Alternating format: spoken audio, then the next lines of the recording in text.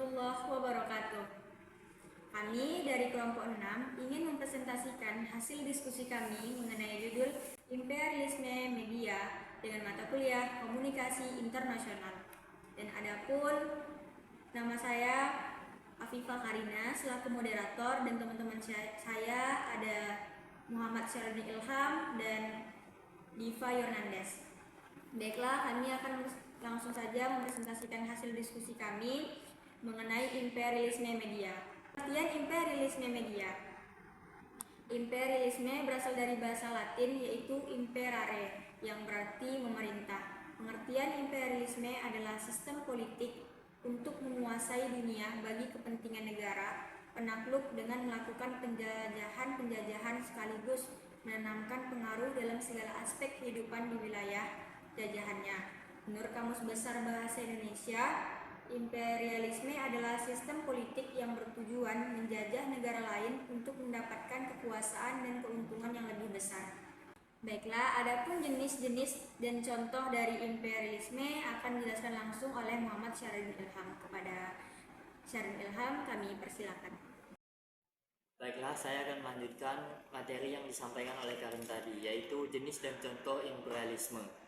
Yang pertama yaitu imperialisme kuno. Ialah imperialisme yang berlangsung pada zaman kuno sampai revolusi industri. Imperialisme ini menekankan perluasan wilayah suatu negara melalui penaklukan negara-negara lain. Contohnya yakni imperialisme di Indonesia oleh bangsa Portugis pada awal abad ke-16.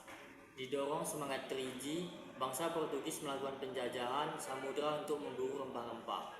Yang kedua yaitu imperialisme modern. Ialah imperialisme yang berlangsung setelah revolusi industri pada abad ke-19 sampai akhir Perang Dunia II. Tujuan imperialisme modern adalah untuk penguasaan bahan baku, industri, dan perluasan wilayah pasar untuk memasarkan hasil industri. Imperialisme ini lebih karena motif ekonomi. Contohnya ketika Inggris berusaha menjajah Afrika untuk menanggapi tuntutan negaranya, masyarakat setempat didorong untuk menanam tanaman yang laku keras di pasar Eropa seperti kapas. Yang ketiga yaitu ultramodern. Imperialisme ultramodern adalah imperialisme yang berlangsung setelah Perang Dunia II sampai sekarang. Imperialisme ini menekankan penguasaan mental, ideologi, dan psikologi suatu negara kepada negara lain. Selanjutnya yaitu sejarah imperialisme media. Imperialisme media juga dikenal sebagai imperialisme budaya, adalah teori yang berfokus pada dominasi media oleh negara barat di seluruh dunia. Teori ini dikemukakan oleh Herb Skyler pada tahun 1973 dan berpendapat bahwa negara barat memiliki hegemomi yang kuat dalam perkembangan media massa. Media massa negara barat juga mendominasi media massa di negara-negara lain, dengan asumsi bahwa media memainkan peranan utama dalam menciptakan budaya. Dalam konteks ini, media memainkan peran utama dalam menciptakan budaya dan mempengaruhi budaya lainnya. Selanjutnya yaitu faktor-faktor penyebab imperialisme media. Yang pertama yaitu kontrol ekonomi, yang kedua yaitu dominasi politik, yang ketiga yaitu keunggulan teknologi, yang keempat yaitu budaya hegemonik, yang kelima yaitu eksploitasi sumber daya, yang keenam yaitu pembatasan akses, yang ketujuh yaitu peningkatan globalisasi. Baiklah, selanjutnya peran penting media dalam membentuk opini publik yang akan dijelaskan langsung oleh Diva Yornandes. Pada Diva, kami persilakan. Ini saya ingin melanjutkan presentasi dari teman saya yaitu Muhammad Syarudin Ilham, yakni peran penting media dalam membentuk opini publik. Yang pertama, memberikan informasi. Yang kedua, menginterpretasikan dan menganalisis. Yang ketiga, memilih dan mengedit berita. Yang keempat, menyediakan platform diskusi. Yang kelima, mempengaruhi agenda. Dan yang keenam, membentuk opini. Selanjutnya, pembagian imperialisme berdasarkan tujuannya. Yang pertama ialah imperialisme politik. Imperialisme politik merupakan jenis imperialisme yang penguasa memiliki keinginan menguasai segala-galanya dari suatu negara lain. Negara yang akan direbut merupakan negara jajahan dalam arti sesungguhnya. Yang kedua, imperialisme ekonomi. Imperialisme ekonomi adalah jenis imperialisme yang mana negara penguasa hanya berkeinginan untuk menguasai sektor ekonomi dari negara lain. Yang ketiga, imperialisme kebudayaan. Imperialisme kebudayaan merupakan jenis imperialisme yang ingin menguasai jiwa dan pikiran dari suatu negara lain. Dalam hal ini adalah kebudayaan yang menjadi letak jiwa dan pikiran dari suatu bangsa. Jika suatu kebudayaan bisa diubah, berubah pula jiwa dan pikiran dari bangsa tersebut. Yang keempat, imperialisme militer. Imperialisme militer yakni jenis imperialis yang ingin menguasai kedudukan militer dari suatu negara. Selanjutnya, dampak perkembangan imperialisme di Indonesia. Yang pertama ialah bidang politik pemerintahan. Dengan sistem pemerintahan yang pada awalnya sistem kerajaan perlahan diubah menjadi seperti sistem barat.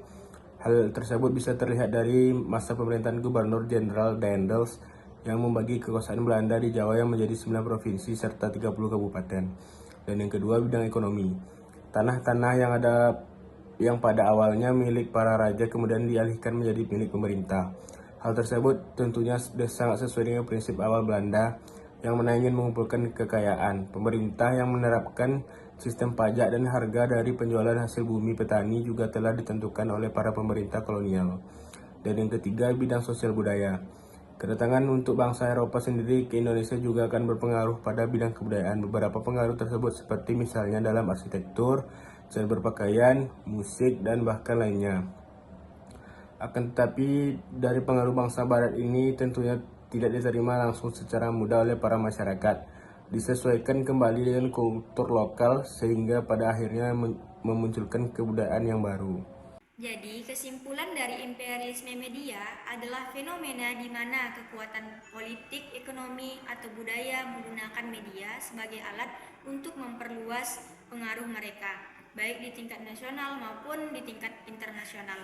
Penyebab suatu negara menjadi imperialis yaitu keinginan untuk menjadi bangsa yang jaya dan terbesar di seluruh dunia.